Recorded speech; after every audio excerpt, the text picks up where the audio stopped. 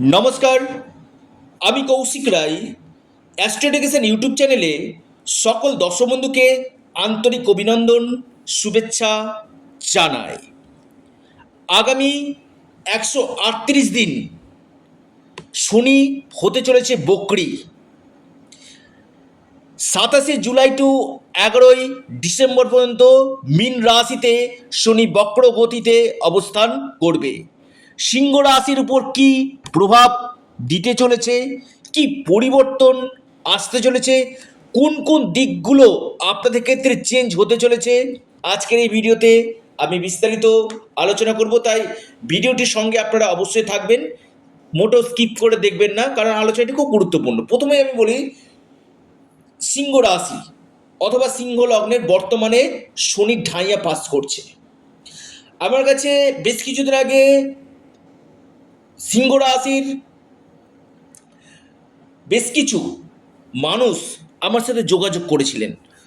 একজন ভদ্রলোক এবং একজন ভদ্রমহিলা জানতে চাইলেন যে আমার তো সিংহ রাশি, আমার ক্ষেত্রে শনি ঢাইয়া চলছে আমরা জানি, আর এই যে শনি যে রেট্রোগ্রেড হচ্ছে তার প্রভাব কি আমাদের উপর নেগেটিভ হবে, অর্থাৎ এই বিষয় নিয়ে আমার সাথে অ্যাপয়েন্টমেন্ট করে জানতে চেয়েছিলেন। কিন্তু আমি আবারও বলছি, আপনারা যারা ভিডিওটি শুনছেন না, একটু মনোযোগ দিয়ে আপনার আলোচনা শুনবেন।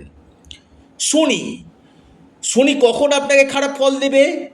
শনি যদি আপনার ক্ষেত্রে নেগেটিভ থাকে তবেই শনি কিন্তু আপনাকে নেগেটিভ ফল দিবে। শনি নিচস্থ, শনি মঙ্গলের সঙ্গে যুক্ত, শনি রাহুর সাথে যুক্ত, শনি চন্দ্রের সাথে যুক্ত, তখন এই শনির সাড়ে সাথে আপনাকে জীবনে কিন্তু সমস্যা বহুল কিন্তু করবে। এবং পাশাপাশি আপনার কর্ম, কারণ শনি হচ্ছে কর্মকারক গ্রহ। আর শনি যদি আপনার ভালো থাকে, সাড়ে সাতেই আসুক, ঢাইয়া আসুক, বা শনি বকরি হোক, অথবা শনির মহাদশা চলুক, আপনাকে রাজার মতন জীবনযাপন কিন্তু করাবে। দেখুন, সিংহ রাশির ক্ষেত্রে কি ফল দিবে।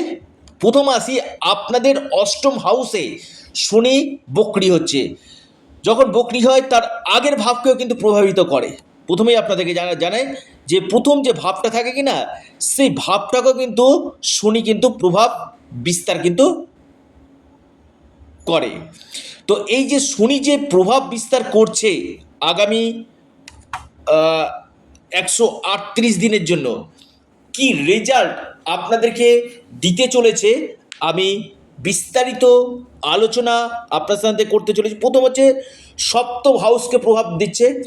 আপনার লাইফ পার্টনারের স্বাস্থ্য নিয়ে আপনার দুশ্চিন্তার কারণ হতে পারে। লাইফ পার্টনারের হেলথের দিকে অবশ্যই আপনি নজর রাখুন, অথবা আপনার সাথে আপনার লাইফ পার্টনারের কিছু মত পার্থক্য, মতবিরোধ হতে পারে, কিছু আর্গুমেন্ট হতে পারে, বৈবাহিক জীবনে কিছু খুচরো সমস্যা নিয়ে আসতে পারে, অথবা আপনার লাইফ পার্টনারের স্বাস্থ্য নিয়ে এবং কেরিয়ার নিয়ে দুটোর জায়গায় নিয়ে কিন্তু একটু হলো দুশ্চিন্তার কারণ রয়েছে। একদিকে আপনার অষ্টমভাবে বকরি, আবার সপ্তমভাবে ওইদিকে রাহু অবস্থান করছে। বিশেষ করে যারা পার্টনারশিপ বিজনেস করতে চাইছেন, এই সময়টা আপনারা পার্টনারশিপ বিজনেস এড়িয়ে চলুন। কারণ আপনারা যখনই করবেন, আপনাদেরকে গাছে উঠিয়ে দিয়ে মইটা কিন্তু টেনে নেবে, এমন মানুষ কিন্তু রয়েছে। সিংহ রাশি, বি কেয়ারফুল। বিজনেস ক্ষেত্রে এই সময় হিউজ ইনভেস্টমেন্ট আপনারা করবেন না। শনি বকরি হচ্ছে, এই সময়টাতে বড় কোনো ইনভেস্টমেন্ট আপনারা করবেন না, সতর্ক থাকুন। পাশাপাশি বৈবাহিক জীবনটাতে কিছু সমস্যা আসার সম্ভাবনা আমি দেখতে পাচ্ছি, আপনি যদি সিংহ রাশির মানুষ হন আপনার ক্ষেত্রে। কিন্তু এই শনি যখন অষ্টমভাবে বকরি হচ্ছে, যারা সায়েন্টিস্ট তাদের ক্ষেত্রে খুব ভালো দিবে। যারা রিসার্চমূলক পড়াশোনা করছেন, গবেষণা করছেন, তাদের ক্ষেত্রে কিন্তু খুব ভালো ফল, রেজাল্ট আপনাদেরকে কিন্তু দিবে।